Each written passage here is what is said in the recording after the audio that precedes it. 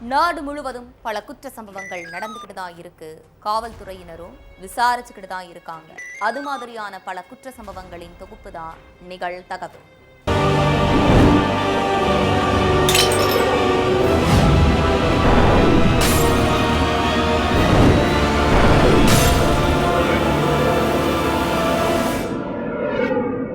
நிகழ்தகவு.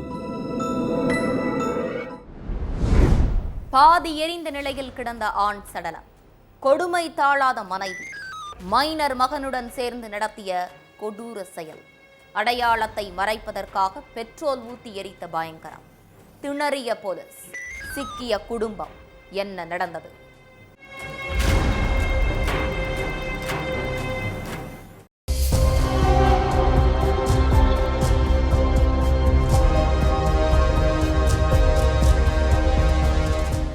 ஜெய்ப்பூர் கர்தானி பகுதியில ஒரு காலி இடத்துல பாதி எரிஞ்ச நிலையில ஒரு சாக்கு மூட்டை கிடக்கிறதா அந்த பகுதியில உள்ளவங்க போலீஸுக்கு தகவல் கொடுத்தாங்க.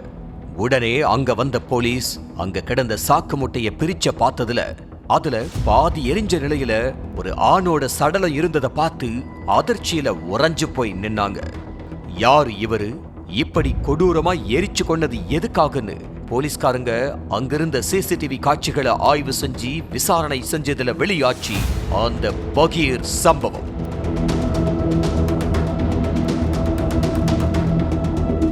மேற்கு வங்க மாநிலத்தை சேர்ந்தவர் ஷேக் சாஹன். இவருக்கு மௌசுமிங்கிற மனைவியும் ஒரு மகனும் இருக்கிறதா சொல்லப்படுது. கூலி வேலை செஞ்சுக்கிட்டு வந்த ஷேக் சாஹன் சம்பாதிக்கிற பணத்தை எல்லாம் குடியிலேயே அழிச்சதா சொல்லப்படுது. வீட்டு செலவுக்கு கூட சரிவர பணம் கொடுக்காம நாள்தோறும் மது பிடிக்கிறதையே வழக்கமா வச்சிருந்த சாகன் பல நேரங்கள்ல மது போதைக்கு அடிமையாகி மனைவியையும் மகனையும் அடிச்சு துன்புறுத்தினதாகவும் சொல்லப்படுது. வறுமையில பல நாட்கள் பசியும் பட்டினியுமா கிடந்த மௌசுமியும் அவரோட மகனையும் சாகன் கொஞ்சம் கூட ஈவு இரக்கம் இல்லாம அடிச்சு துன்புறுத்திக்கிட்டு வந்திருக்காரு. எல்லாம் தன்னோட தலையெழுத்துன்னு மௌசுமியும் எல்லா சித்திரவதையையும் தாங்கிக்கிட்டு வாழ்ந்துட்டு வந்ததா சொல்லப்படுது. இந்த நிலையில கடந்த 2ஆம் தேதி வழக்கம் போல குடிச்சிட்டு வந்த சாகன் சாப்பாடு சரியில்லைன்னு சண்டை போட்டதும் இல்லாம மௌசுமிய செம்மையா அடிச்சு போட்டுட்டு தன்னோட அறைக்கு தூங்க போயிட்டாரு. எப்போதுமே அடிய தாங்கிக்கிட்டு அழுதுகிட்டே காயத்துக்கு மருந்து போட்டுக்கும் மௌசுமி அன்னைக்கு அப்படி பண்ணல. அடி வாங்கின வலி தாங்க முடியாம இருந்த மௌசுமி இதுக்கு மேலேயும் சாகனை சும்மா விட்டா நமக்கு நாள்தோறும் இதே நிலைமை தான் நடக்கணும், இவன் நம்மள அடிச்சே கொன்னுடுவான்னு நினைச்சு சாகனை கொன்னுடலாம்னு திட்டம் போட்டிருக்காங்க. அதுக்காக அவங்க தனது மைனர் மகன் கிட்ட போய் இந்த அப்பா உனக்கு வேணுமான்னு கேட்டாங்க. அதுக்கு சிறுவன் இந்த அப்பா வேண்டவே வேண்டாமா, இவரு ரொம்ப கெட்டவரு, இவரை பார்க்கவே பயமா இருக்குன்னு சொல்லி அழுது இருக்கான். அதை கேட்ட அம்மா, அப்போ அப்பா இனிமே இருக்க மாட்டாருன்னு நாளையிலிருந்து நமக்கு விடுதலை தானோ சொல்லி இருக்காங்க. அதுக்கப்புறம் தூங்கிக்கிட்டு இருந்த சாகன் பக்கத்துல போன மௌசுமி கையில இருந்த சுத்தியால அவரோட தலையில ஓங்கி அடிச்சாங்க. வலி தாங்க முடியாம துடிச்சு போன சாகன் ரத்தம் கொட்ட கொட்ட மயக்கமான நிலையில உடனே ஒரு கயிறை எடுத்து அவரோட கடைசி மூச்சு நிக்கிற வரைக்கும் கழுத்துல போட்டு இறுக்கி துடிக்க துடிக்க கொன்னாங்க.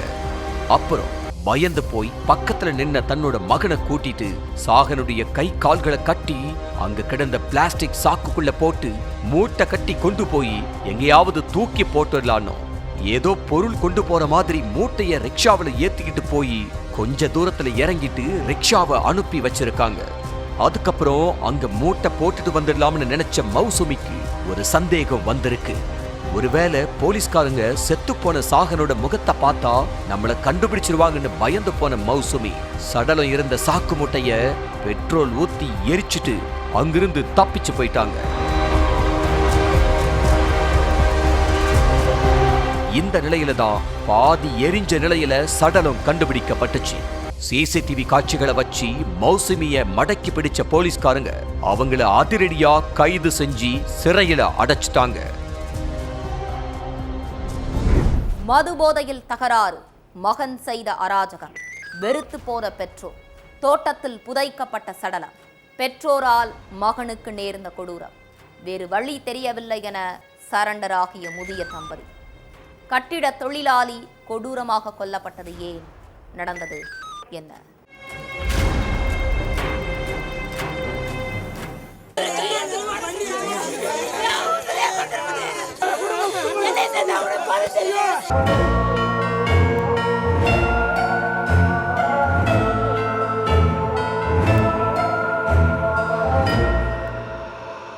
சார், என்னோட கணவரை 2 நாளா காணலிங்க அப்படின்னு வினோதினிங்கிற பொண்ணு அழுதுகிட்டே போலீஸ்ல புகார் கொடுத்தாங்க.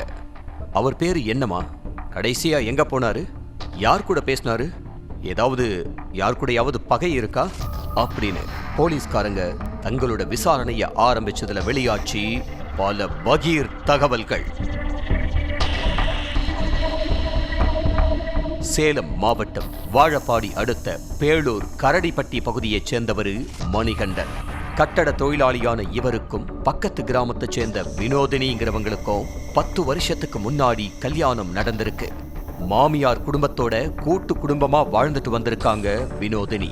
இவங்களுக்கு ஒரு மகளும் ஒரு மகனும் இருந்த நிலையில மகன் கடந்த 2 வருஷத்துக்கு முன்னால உடல்நலம் பாதிக்கப்பட்டு இறந்துட்டதா கூறப்படுது. இந்த நிலையில தான் மணிகண்டன் இறந்து போன தன்னோட மகனை நினைச்சு மது குடிக்க ஆரம்பிச்ச நிலையில அதுவே நாளடைவில் மது போதைக்கு அடிமையாகிற அளவுக்கு கொண்டு போய் விட்டிருக்கு. இப்படி நாள்தோறும் குடிச்சிட்டு வர்றதும் மனைவி கூட சண்டை போடுறதுமா இருந்திருக்காரு மணிகண்டன். இதனால மனசு வெறுத்து போன வினோதினி இனிமே நான் உன் கூட வாழ மாட்டேன்னு சொல்லி கோயிச்சுக்கிட்டு தன்னோட பிறந்த வீட்டுக்கு போனதா சொல்லப்படுது. இப்படியே நாட்கள் போக போக மணிகண்டன் தன்னோட மனைவி வினோதினிக்கு போன் செஞ்சு சமாதானப்படுத்தியும் மகள்கிட்ட அன்பா பேசிட்டு வந்ததா சொல்லப்படுது. ஆனாலும் வினோதினி திரும்ப வீட்டுக்கு வரல. நீ எப்ப முழுசா உன்னோட குடிப்பழக்கத்தை விடுறியோ அப்பதான் நான் வீட்டுக்கு வருவேன்னு கராரா சொல்லிட்டாங்க. இந்த நிலையில தான் மணிகண்டன் கிட்ட இருந்து கொஞ்ச நாளா போன் காலே வரல.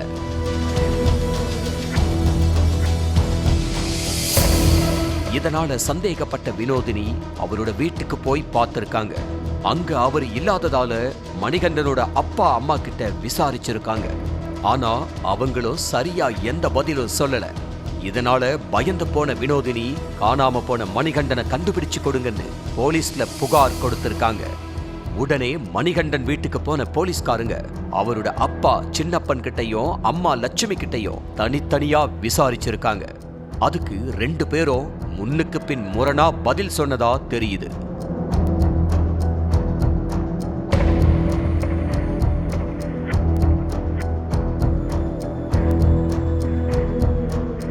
இதனால சந்தேகப்பட்ட போலீஸ்காரங்க 2 பேர்கிட்டையும் தோண்டி துருவனதுல வாய திறந்தாரு சின்னப்பன்.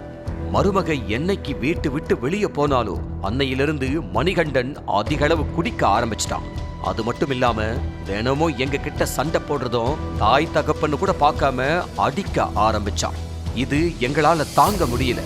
அதனால அப்படின்னு பேச்சை நிறுத்திட்டு அழ ஆரம்பிச்சிட்டாங்க.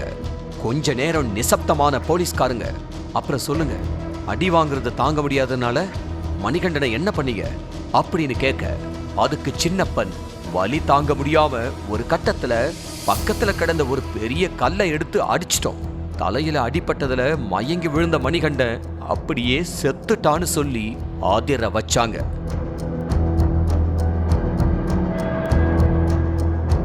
அப்புறம் பாடியை என்ன செஞ்சீங்கன்னு போலீஸ்காரங்க கேட்க, அதுவா, இதை யாரும் பார்க்கறதுக்குள்ள அங்க செதறி கிடந்த ரத்தத்தை எல்லாம் தொடச்சிட்டு அவனோட சடலத்தை தூக்கிட்டு போய் வீட்டுக்கு பின்னால் இருக்கிற தோட்டத்துல குழி தோண்டி புதைச்சிட்டோம்னு சொல்லி கதறி அழுதாங்க. இதையடுத்து மணிகண்டன் உடலை புதைக்கப்பட்ட இடத்திலிருந்து உடலை தோண்டி எடுத்து அரசு மருத்துவமனை டாக்டர்கள் சம்பவ இடத்திலேயே பிரேத பரிசோதனை செஞ்ச நிலையில பெத்த மகனை கொடூரமா கொண்டு புதைச்ச சின்னப்பனையும் லட்சுமியையும் கைது பண்ணிட்டாங்க. மனக்கசப்பின்றி மகிழ்ச்சியாக வாழ்ந்த இளம் ஜோடி திருமண உடையில் மின்விரியில் தொங்கிய பரிதாபம். புதுமண தம்பதி எடுத்த விபரீத முடிவு. சோகத்தில் முடிந்த 1.5 மாத கர்ப்பிணியின் வாழ்க்கை. ஆதாரமே இல்லாமல் பறிபோன உயிர்கள். விடை தெரியா கேள்விகளுடன் அனைத்து கோணங்களிலும் விசாரணையை துவங்கிய போலீசார். நடந்தது என்ன?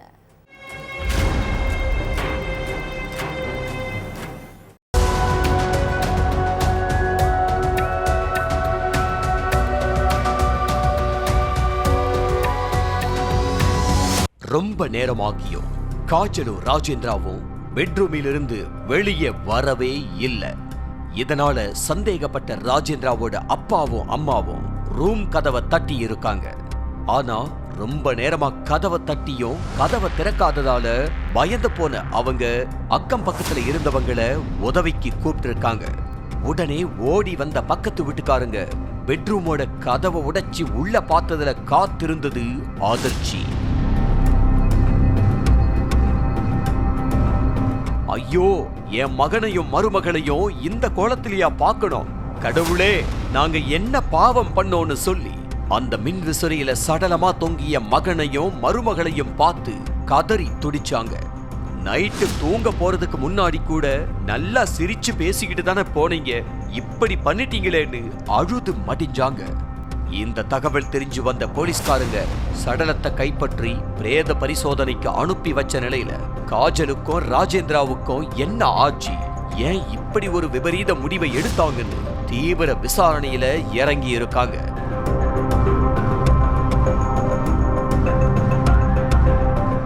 மத்திய பிரதேச மாநிலம் சாகர் மாவட்டத்தைச் சேர்ந்தவர் 22 வயசான ராஜேந்திரா. இவருக்கும் காஜல் பட்டேலுங்கிற 21 வயசு பொண்ணுக்கும் பெரியவங்களால நிச்சயிக்கப்பட்டு கடந்த 3 வருஷத்துக்கு முன்னாலேயே திருமணம் நடந்திருக்கு.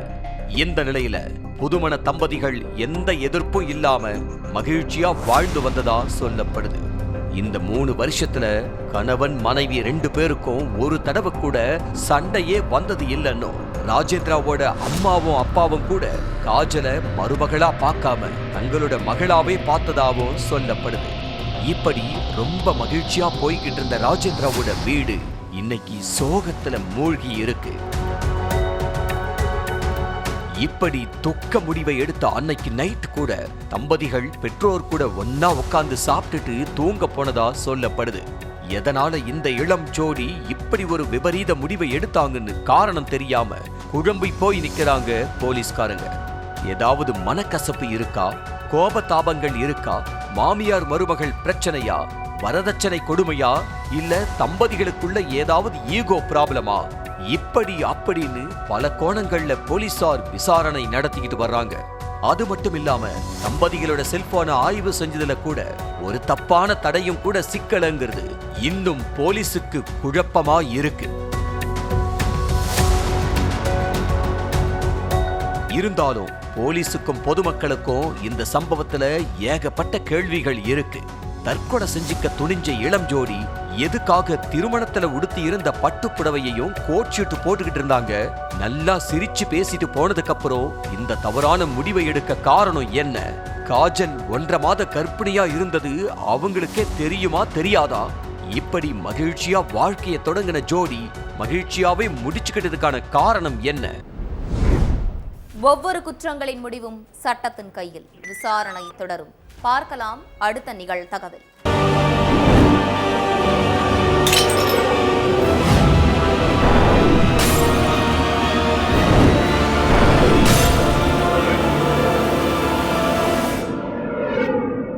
நிகழ்தகவு